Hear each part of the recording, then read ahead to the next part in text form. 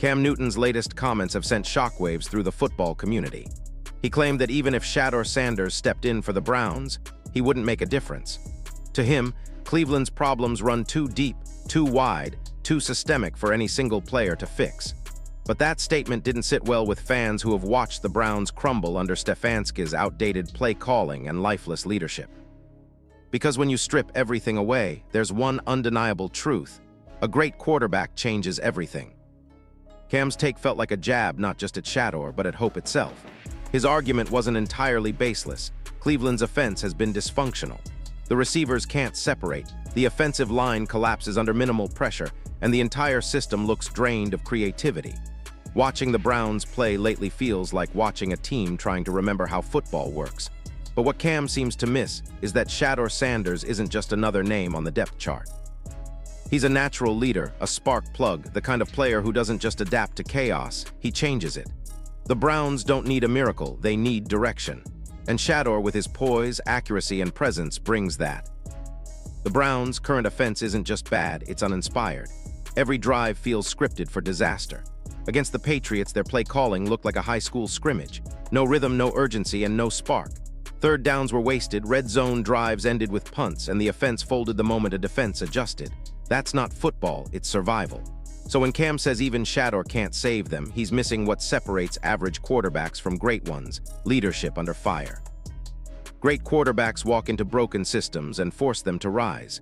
They inspire, they improvise, they ignite. Shador has shown flashes of that since college, and it's why fans believe he could resurrect what's left of Cleveland's pride. Meanwhile, Dillon Gabriel, the man currently starting under Stefanski, has done nothing to prove he deserves that spot. Each game paints the same sad picture: indecision, missed reads, and wasted possessions. The receivers look checked out, the offense looks deflated, and you can feel the frustration building in the stands. The question isn't whether Shador could do better, it's how much longer the Browns can afford to keep pretending Dillon's the answer. Yet Stefanski remains loyal to him, ignoring the growing pressure from fans and analysts alike. That loyalty isn't built on performance, it's built on politics. That's where the story takes a darker turn. Behind the scenes, it seems connections and contracts might matter more than talent. Kevin Stefanski and Dan Lanning, head coach of the Oregon Ducks, share the same agent, Jimmy Sexton. That's the same Jimmy who represents Dillon Gabriel. It's a web of influence that suddenly makes Stefanski's decision look far less about football and far more about business.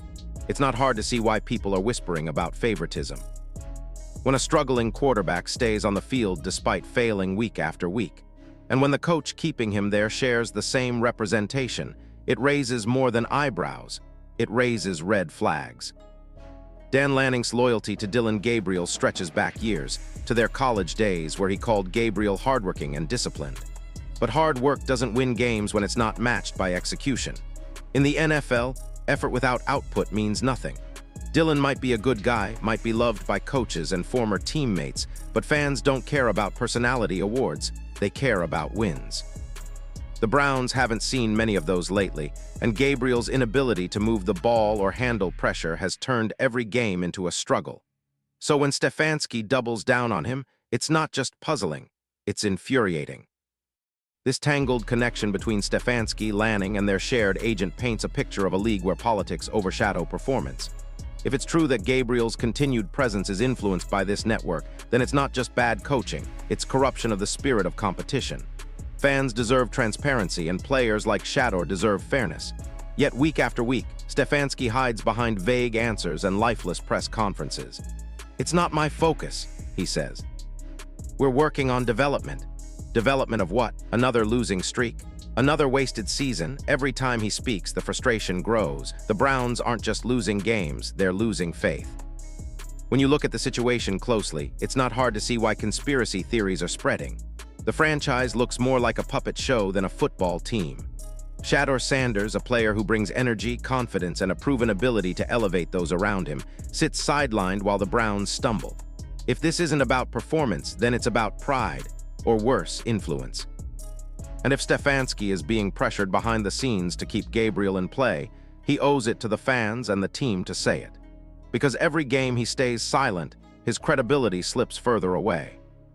The Browns' offense has hit rock bottom, and at this point the only way forward is change. The fans are demanding accountability. The locker room feels disconnected.